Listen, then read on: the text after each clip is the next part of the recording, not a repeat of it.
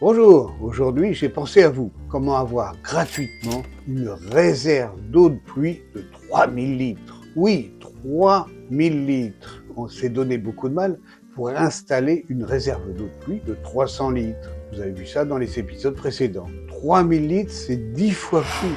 Et là, gratuit. On n'est plus dans le même registre. 300 litres, 3000 litres. C'est gratuit et c'est sous nos pieds. Si vous avez une maison individuelle, on a généralement eu un chauffage au fioul.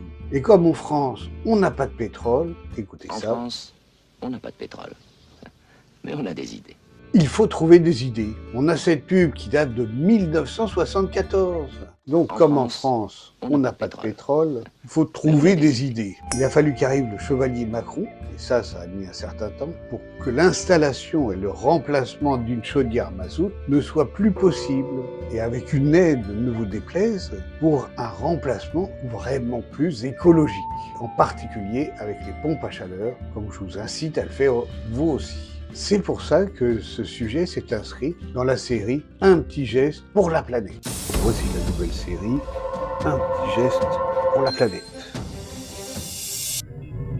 Elle nous a servi fidèlement pendant de nombreuses décennies. Des décennies et des décennies, et on s'y est attaché. Et elle peut prendre une nouvelle vie. Elle va devenir notre nouvelle réserve d'eau de pluie et devenir, avec la pénurie d'eau, une source d'eau utile, certes non potable, mais pour les WC, a-t-on besoin d'eau potable? Pour arroser les jardins, a-t-on besoin d'eau potable? Ainsi, comme moi, vous allez pouvoir continuer à vivre, mais en respectant la nature. Félicitations, tu as franchi la première étape des bonnes actions pour la planète. Un geste de plus.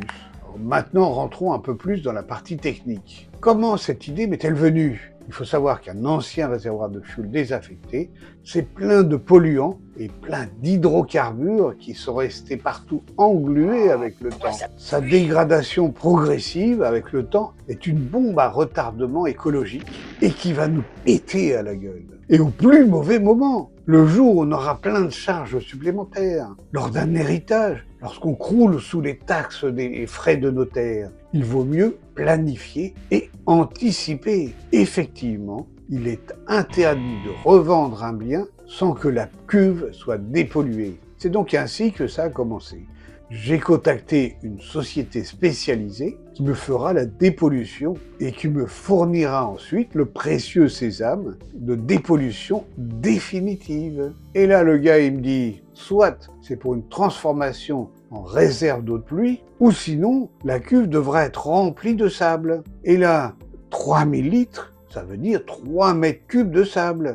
Ça va coûter donc un bras plus un bras. Donc l'idée, effectivement, c'était de la laisser en réserve d'eau de pluie. C'est moins cher et ça peut rapporter gros. Et c'est un peu plus tard, lorsque j'ai installé la réserve d'eau de pluie de 300 litres et que j'ai fait les vidéos, que m'est arrivée l'étincelle. Ou même un éclair de génie, si vous voulez. Je vous en prie. On a disponible et gratuitement 3000 litres. 3000 litres de réserve. Solide, déjà installée et gratuite. Pour recycler l'eau de pluie, enterrée et gratuite. Et hop, 3000 litres. Et maintenant, c'est à vous de jouer. J'ai vu sur le site de Garancia qu'ils ont des kits pour ça. Et ça rime. Je recommence pour vous. J'ai vu sur Garancia qu'il y a des kits pour ça. Et je serais particulièrement intéressé à voir des photos ou des vidéos de vos réalisations. J'ai hâte de voir ça. Et en ce moment, c'est le meilleur moment. L'hiver est fini et la chaudière est éteinte. La chaudière peut donc être changée. Et si ça vous a plu, bien sûr, mettez un like. Merci pour la planète.